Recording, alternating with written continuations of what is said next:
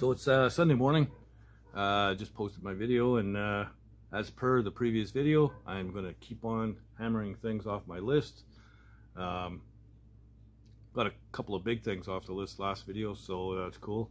And you know, I got a lot of feedback on the grill, almost all of it positive, even from some of the chrome guys. So yeah, that's kind of cool. A lot of the, when I first put it out there that I was painting it, guys were actually arguing back and forth about paint as opposed to chrome and whatever. And you know, the vast majority preferred chrome, but yeah, I had all pretty much positive feedback on the painted grill, so that's cool. Yeah,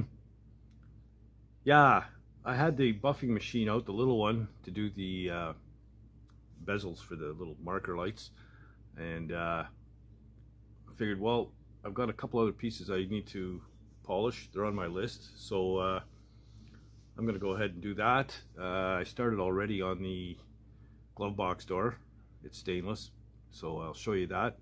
And yeah, we'll grab a few more things off the list and get them done. So let's just get to it, man. Alright, so I figured as long as I'm buffing, I might as well get the big machine out. This little guy here, she gets really hot pretty quick, so I don't like to use it for too long. So get this one out, I'm good for a while. So the other piece I have is the glove box door. It's on my list of things to do. So you can see there's paint and stuff on it. Anywhere there was this gray primer, there was paint underneath or on top of it, I mean. So it scrapes off pretty easy. I've just been using utility knife really. And so I'll finish cleaning off the paint, get the buffing machine on it, and we'll see what we end up with. All right, so I've gone over this with the coarse compound on the buffing wheel. Got all the paint off. There's a ding right here. Now, the problem here is that it's like a double-sided piece. So, but there's already holes drilled in here, extra ones that don't belong here. So what if I just drilled, you know, a hole on the other side of this, just so I can get a tool in there, some sort of a tool to knock out that dent. I mean, I'd rather have, what would you rather have? A hole in the back of the glove box, or a ding staring you in the face? I'm going to say the hole in the back for sure. So I'm going to go ahead and do that, see if I can't fix that up, at least make it look better. And then I'll go over it with the good fine compound, and should come out nice and shiny. Also, I've got the headlight trim rings. Now there's two different sort of sizes here. I don't know if you can tell the difference here, back to back, but this one here on the right is a little bit beefier, you know, front to back. But I've got 3 of these, and I've got about 6 of the other ones. I'm thinking that these are the best 3 of the bunch. So I'm going to polish up. This one here should come out really nice. I took a spot on that one and this one. I'm not sure which one's going to be better. Looks like it might be this one. But yeah, I'm going to polish them up too. So there you go. Okay, so there she is, all polished up. I mean, there's a tiny little mark here, but it's way better than that big ass dent that was in there. So I'm calling it done. I love this Art Deco look, man. They've got a really sick dash when they're all blinged out, you know. And then I've got my 2 headlight trim rings. Came out pretty good. So I can cross those 2 items off my list. So there you have it. Let's get after something else, man. Good morning, guys. It's the next day. Yesterday I spent a good chunk of my day finding and ordering some parts. I'll show you a few of those things that I need, and most of it's on its way. And I also sorted out rims, so I know the 4 rims that I need to get sandblasted. And actually I just got back. I dropped them off the sandblaster this morning. They're supposed to be ready tomorrow. What else? Yeah, sorting through wiring. Doing a little homework on my wiring harness and sorting things out, figuring out where I'm going to put the fuse box. I also installed the fuse box, and I'll show you where I put it. And I went sorting through a bunch of switches and stuff. I've got cans of this stuff that I've been hauling around forever. You know, I used to hoard this stuff. A lot of it actually is my dad's. You know, we used to go to the wrecking yard and scoop all this stuff up out of cars and whatever. So yeah, I picked out a few switches that I'm going to use on this thing. I needed a headlight switch, a dimmer switch, some sort of ignition setup. Yeah, so I got all that together. Yeah, so that's about it, I guess. I'll grab the camera and show you what I did with the harness. All right, before I go into the cab, like a dumbass, when I ordered my steering shaft and U-joint to attach it to the rack down here, I didn't order a second U-joint to attach it to the column, so I've got that coming. Ordered it from Horton's yesterday, so it should be here in a couple of days. That way I can finish off my steering. So I need that piece for sure. That's a biggie. And then here, I don't know if you can see, let's see here. There's my fuse box there. There's not a lot of choices here. You know, you got the cowl vent, got the brake pedal. There's not enough room here. You could probably go on the side maybe, but I don't think it would be high enough. You know, you don't want to see it when you look in the window or in the side window of the truck. So that's where it is. And so I got to sort through all these wires, kind of bundle them up as to what goes where. I've kind of done that already. I'm going to go over it again. I'm not sure how well I did this. And I got, you know, there's enough wire here to, there's way too much, let's put it that way. I mean, this thing here only gets you to the switches. Well, the switches are all right here at the dash, so, you know, I don't need 800 feet of friggin' wire. But having extra wire is always good. So, yeah, so I figure I can tie all this stuff together here that I've already run.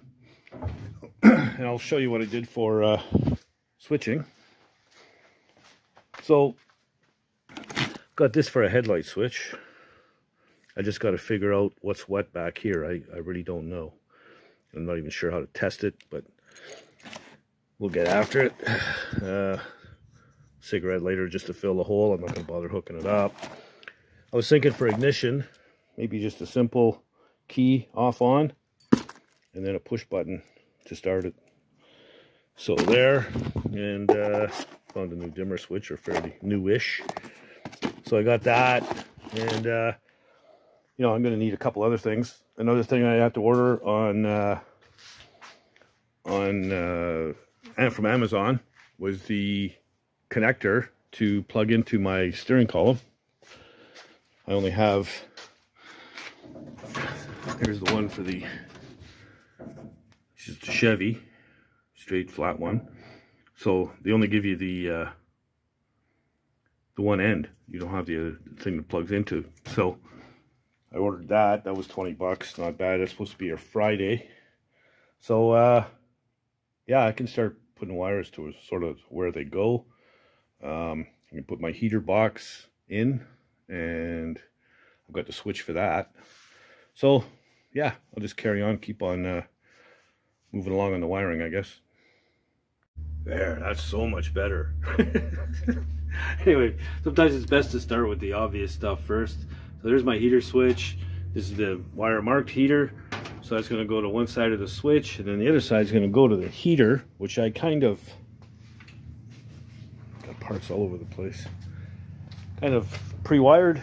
This here's your voltage reducer. It's just a resistor, I guess. And it'll knock it down from the switch at 12 volt down to 6 volt to the motor. So I just got to hook that up to the other side of the switch, and yeah, we're good. So like I say, if you take the obvious stuff, get it out of the way, you know, the more complicated stuff. It's what's left, but it's easier to sort through the wires because the obvious ones are already hooked up. Okay, so just a couple of things before I throw this in. All my connections are done. They're soldered and done with the heat shrink. So, you know, all the way around. So that's got to be done. Another thing, I did test this. I filled it right up with water. No leaks. So that's probably the original heater core. No leaks. That's unbelievable, but good news. And there's a gasket that's supposed to be here for this. I don't have one, so I'm just going to make one, probably out of a piece of rubber or something, just to keep, you know, water out, whatever. So, and probably help with vibration as well. So I'm just going to, I'll put that in there and hook up the switch, and that's done. I still got to find the ductwork. I think you can buy it NLS or whatever. Or reproduction, so it might be worth just picking it up. I gotta tell you, it's a bit of a wrestling match to get this sucker in there. But yeah, if you take your time, without if you had the glove box door or the glove box in there, you'd have a hell of a time, man. You can't see anything, and the back screws you got to put in kind of blind by feel, you know. But and my fingers don't finger like they used to, so it gave me some issues. But anyway, now I just got to hook the two wires up to either side of the switch, and that's done. So there we go. I don't know what I'm going to work on next. Maybe the electric wiper motor, because I got to put in new bushings and all that stuff. We'll see. Okay, so here's your original, of course. I already removed the one transmission arm. They want you to change out these bushings here on both of them and use this hardware here. So we'll go ahead and do that, and then you got to mount it. Mounting holes look like the same distance apart, and then there's a support bracket or something you got to put in. There it is there, because this one's a lot heavier. Oh, it's a lot heavier than the vacuum one. So yeah, apparently it attaches to an existing hole in the firewall, which is probably something that I covered up. But we'll see. Anyhow, yeah, it is what it is, man. Not sure where that bracket goes.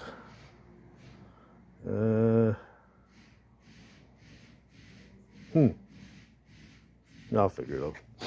Anyway, okay, so I'll stick around with this, get all the assembly together, and then get it into the truck. Okay, I've got it together. This is actually the third time. It's the perspective of the drawing that screws you over, because you're looking at it from backwards. And, you know, I had the arms the wrong way. This one was on here. The long one was on this side. I had it flipped over, whatever. Anyway, that was just stupid. The next time I put them on the right way, or on the right side, but facing the wrong way. So they were facing the other way. So anyway, I think I've got it now. But man, what a pain in the ass, I gotta tell you. Because I hate working under a dash. It drives me crazy. Anyway, I'm gonna try and get this thing in. Okay, so you can see the arm sticking out, both sides. So that's all together, hooked up. The little wiper motor is in there. It's going to make it tight on the gauges, but you know, everything is always tight under a dash. Damn it. They give you a switch for it, and it's not like the original at all. And I'm not too crazy about it, to be honest with you. It just looks too modern, you know. But it's plug and play, so I think I'm going to have to go with it. Maybe if I can just change the knob. Should be able to. Just this one's just got a set screw and it's just plastic. See if I can find something older looking for a knob. So, but it is what it is. Disappointed with the switch. Oh well, what are you gonna do? Got to play with what they give you, right? So I'm going to go ahead and plug that in. Check out the wiring diagram. probably from the perspective of below, underground or something. Fuck. Anyway, that one drove me crazy. I spent longer on the wiper motor than I did on the heater. And the heater was a pain in the ass. Anyway, so we could cross a few things off our list. And yeah, not a bad day overall, I guess. Alright, so fuse box. Yes, the rims are going to be blasted by tomorrow, so I know to paint them. Heater, yes. Wiper motor. Okay.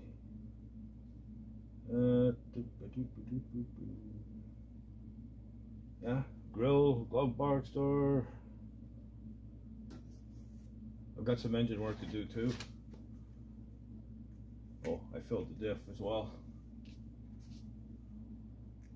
So 1, 2, 3, 4, 5, 6, 7, 8 things off the list so far. We're moving along. I would like to have been further ahead, but got a couple of good pain in the ass jobs out of the way today. So there you go, between you know, running around picking up hardware to put things together and stuff like that, and dicking around with you know, wrestling matches under the dash, and I must have whacked my head 10-15 times. It's a good thing I didn't film it, because I was using some very bad words and plenty of them, let me tell you. But that, you know, working up and under the dash and stuff, man, I'm starting to get too old for that shit. But I'm gonna have to lay out like a mattress or something that I can work off of. So but I'll probably fall asleep and have a nap, so that won't work either. Nothing will get done. But anyway, it's moving along. Like I said, a couple of pain in the ass jobs. The wiper motor, and it's tight in there, man. You know, and you gotta finagle it and twist it to have it just right. And when you're got the brackets or the transmission arms on backwards or whatever, it's impossible. And you know, you're struggling and fight and struggle and fight. Finally, I took the arms off, and then I was able to orient the motor itself, and then figure out where the arms go, how they go, and which one they go on, and everything else. And it was backwards of what I thought. It's backwards of what you would think it'd be. But anyway, it's in and it's there. So yeah, that's a good thing. Like I said, I did mention I have a little bit of motor work to do. You know, I had a buddy over here Saturday night, and we were looking at, you know, under the hood there, and he had a couple of ideas for me, and I think they're worth trying. So might mean removing the rad support, so taking the front end apart again. But we'll see. I've got to do a run to wrecking yard, Kenny Upel out here, and I'm going to see if I can get a push cooling fan to mount in front of the radiator, and eliminate that flex fan, and then move the power steering pump toward the front to grab the outside pulley, crank pulley, and move the alternator in and run it off just off the crank, the inside pulley. Might work out, might give me room on both sides. So we'll see. It's worth a shot, because for maintaining this thing the way it's set up right now, it'll be a bitch if you got to do something with the power steering pump or whatever. So I want to make it serviceable and easy to work on. So yeah, those things got to be looked after. I haven't been able to get a hold of my buddy yet to make up the power steering line anyhow, so hopefully I can get a hold of him this week. And I said I got some parts coming to finish off the rest of the steering, the mechanical part of it, shaft and whatnot, and carry on with wiring as well.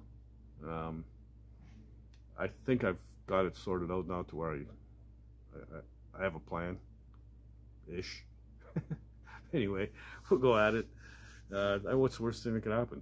Eh? Yeah, exactly. Anyway, new subscribers, thank you very much. And if you haven't already, please do subscribe. I truly appreciate it. And you'd be helping an old guy out.